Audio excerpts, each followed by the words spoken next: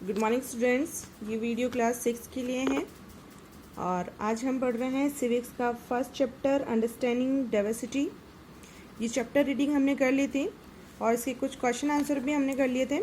आज हम करने वाले हैं answer the following question in brief. इसमें से हमने फर्स्ट और सेकंड क्वेश्चन हमने कर लिया था। आज हम करेंगे थर्ड क्वेश्चन हम करने वाले हैं। Y does society need diversity, कि समाज के अंदर जो विभिन्नताओं की आवश्यकता क्यों महसूस करी जाती है ना, आवश्यकता क्यों होती है। तो why does society need diversity, तो आंसर है सोसाइटी नीड डाइवर्सिटी। सोसाइटी में विभिन्नताओं की आवश्यकता इसलिए होती है बिकॉज क्योंकि diversity adds variety to our life and enrich it significantly. ये क्या करती हैं, ये हमारी जो डाइवर्सिटी जो है वो हमारे जीवन में वैरायटी लाती है और इसको बहुत ज़्यादा महत्वपूर्ण बनाती है, उसे समृद्ध बनाती है। एनरिच मीन्स समृद्ध बनाना, है ना। तो क्योंकि एक ही एक चीज़ से हम अगर एक ही एक चीज़ होती रहेगी समाज के अंदर तो हम सब लोग बोर हो जाएंगे एक ही एक चीज़ को लेकर, है ना। तो अगर विभिन्नताएं होती है समाज में तो हम सब लोग क्या है, हाँ, ये हमारे जीवन को समृद्धिशील बनाती है और ये हमारे लिए बहुत ज़्यादा महत्वपूर्ण है। इससे हम बोरियत भी फील नहीं करते हैं। ठीक है। देन नेक्स्ट क्वेश्चन है, what do you mean by heritage.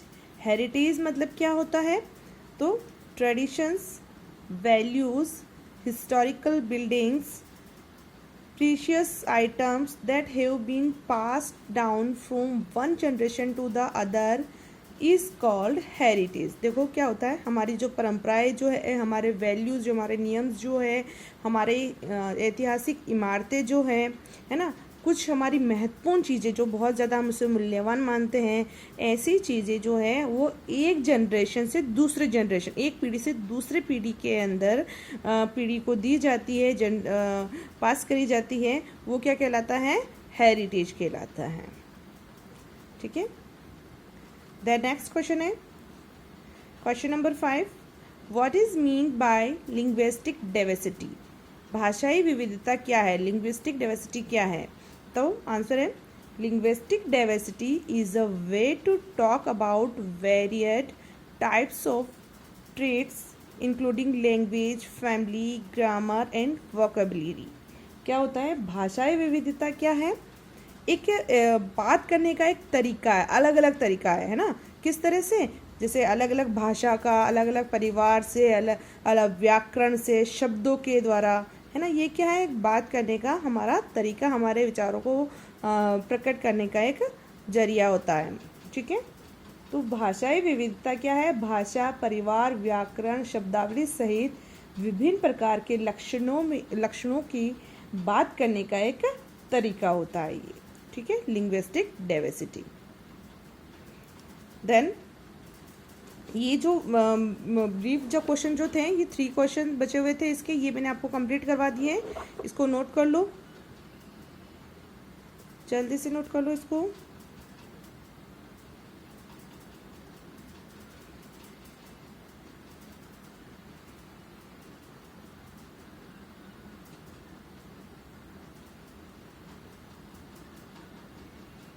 अब हम करेंगे answer the following question in detail. अब हम करेंगे आज डिटेल वाले क्वेश्चन।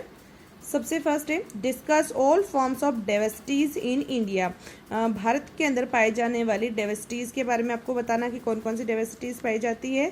तो देखिएगा आंसर यहाँ पे मैं दे रही हूँ आपको कि all forms of diversities in India are.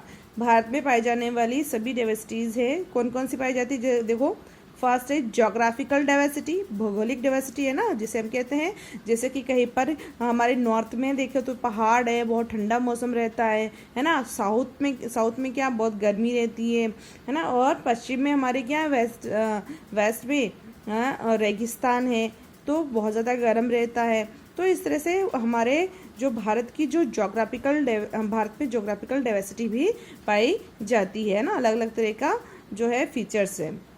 Then second है लिंग्विस्टिक डाइवर्सिटी, भाषाई विविधता भी है हमारे भारत के अंदर। जैसे हमारे हर थोड़ी सी दूर पर हम जाएंगे तो लोगों की जो लैंग्वेज जो है वो चेंज हो जाती है, बदल जाती है। तो बात करने का तरीका जो है, भाषा जो है वो बदल जाती है, तो उसे कहा जाता है लिंग्विस्टिक डाइवर्सिटी। ठीक है। देन थर्ड है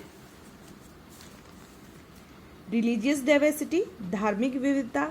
भारत में धार्मिक विविधता भी पाई जाती है क्योंकि भारत के अंदर आप देखेंगे कि सभी धर्मों को मानने वाले लोग रहते हैं, इसलिए भारत को सेक्युलर कंट्री भी घोषित किया गया है, एक धर्मनिरपेक्ष कंट्री भी घोषित किया गया है ना, क्योंकि सभी धर्मों को बराबर समानता मिली हुई है। फोर्थ पॉइंट है इकोनॉमिक डाइवर्सिटी, आर्थिक विभिन्नताएं भी हैं, है ना। कहीं पर जैसे कि मिनरल्स बहुत ज़्यादा मात्रा में पाए जाते हैं तो वहाँ की जो इकोनॉमी की कंडीशन जो है वो बहुत अच्छी होगी, है ना। कहीं पर जो है बंजर ज़मीन है तो वहाँ पर खेती वगैरह नहीं होगी तो वहाँ की इकोनॉमी कंडीशन अच्छी नहीं होगी। तो ये जो चीज़ जो है विभिन्नताएँ पाई जाती है।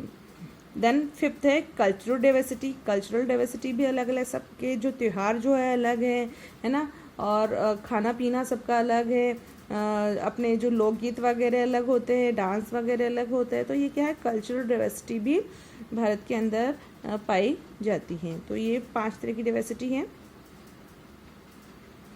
देन क्वेश्चन नंबर बी है why is India refer to as a land of unity in diversity. Bharat को विभिन्नताओं में एकता वाला देश क्यों कहा जाता है। तो आंसर है India is refer to as the land of unity in diversity. ये आपको पूरा क्वेश्चन में से ही करना है। इसलिए कहा जाता है क्योंकि India consist of various religion people and all of them live together happily. क्योंकि भारत में बहुत सारे धर्मों को मानने वाले लोग रहते हैं और सब मिलकर खुशी खुशी रहते हैं भारत की भूमि पर, in the land of India. And India has a different forms of languages, और इसके अलावा क्या है, और भारत में अलग अलग जो है भाषाएं बोली जाती है, ड्रेसेस कपड़े पहने जाते हैं, फूड खाना खाया जाता है, but still our Indian life unit and they have made valuable contribution to the development of the country, है ना। इतनी सारी विभिन्नताएं होने के बाद भी हम सब लोग एक होकर, यूनाइटेड होकर हम भारत के अंदर रहते हैं और भारत के डेवलपमेंट में अपना योगदान देते हैं। ठीक है, इसलिए भारत को यूनिटी इन डाइवर्सिटी भी कहा जाता है। नोट कर लो इसको।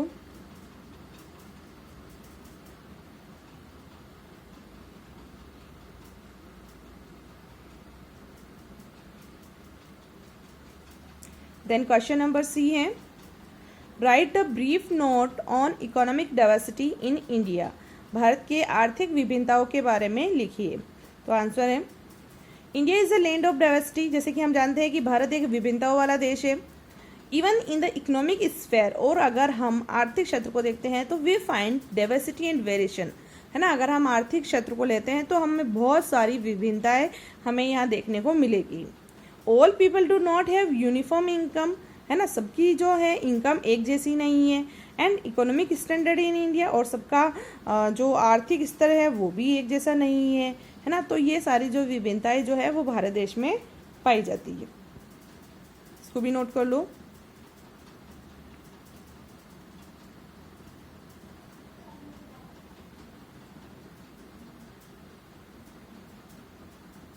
देन क्वेश्चन नंबर डी है how is the cultural life of a place shaped by the geography. हम कैसे कह सकते हैं कि जो कल्चरल लाइफ जो है किसी भी जगह की वो ज्योग्राफी के द्वारा प्रभावित होती है, शेप्ड होती है।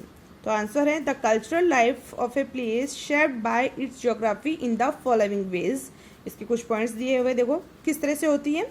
The natural vegetation, location and availability of resources facilitate trade that leads to interact with other cultures. क्योंकि किसी भी जगह पर पाई जाने वाली वनस्पति, स्थानीय और वहाँ पर उपलब्ध होने वाले रिसोर्सेज और वहाँ का जो व्यापार जो है वो सब वहाँ के कल्चर को भी प्रभावित करता है ना। बाकी जो भौगोलिक स्थिति जो है वो सब किसको प्रभावित करती है, कल्चरल को इंटरेक्ट करती है।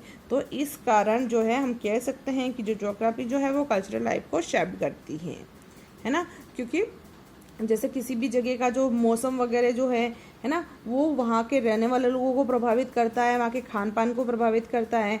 तो इस कारण कहा गया है कि जो ज्योग्राफी जो है वो किसी भी जगह की कल्चरल लाइफ को भी इंटरेक्ट करती है।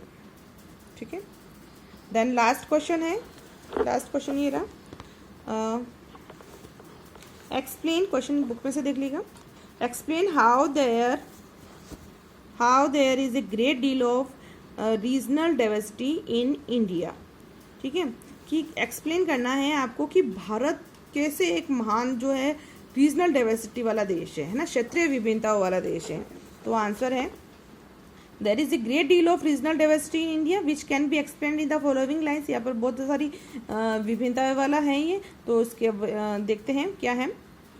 It has the great Himalaya range in the north, coastal plain in the south and desert in the west. क्यों कहा गया भारत को क्षेत्रीय विभिन्नताओं वाला देश? क्योंकि भारत के अंदर जो है ग्रेट हिमालय रीजन है उत्तर के अंदर, कोस्टल प्लेन है साउथ के अंदर, और वेस्ट में क्या है, डेजर्ट है। तो इतनी सारी क्षेत्रीय विभिन्नताएं हो गई, पहाड़ भी है ना, मैदान भी है और डेजर्ट भी है। तो ये सारी विभिन्नताएं कहाँ हैं? एक भारत देश के अंदर है, इंडिया के अंदर है। तो इसलिए इसे रीजनल डाइवर्सिटी कहा गया, महान रीजनल डाइवर्सिटी कहा गया है। Then second point, these regional difference affect the daily lives of people. और यही जो रीजनल डिफरेंस जो है वो इन सभी जगहों पर रहने वाले लोगों को भी प्रभावित करता है। जैसे हिमालय में नॉर्थ में रहने वाले लोगों का रहन सहन, खान पान, इनका कल्चर्स बिल्कुल अलग है।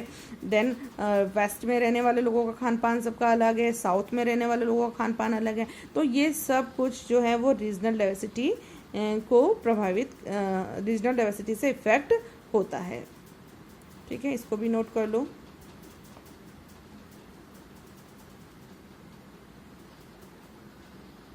आपका चैप्टर यहाँ पे डन होता है। ठीक है, सारे क्वेश्चन आंसर अच्छे से कर लेना और उनको लर्न भी करना है। जितना मैं आपको पढ़ाते जा रही हूँ उतना आपको लर्न भी होना चाहिए और अच्छी अच्छी राइटिंग में वर्क करना, ब्लैक और ब्लू पेन का यूज़ करते हुए। Thank you.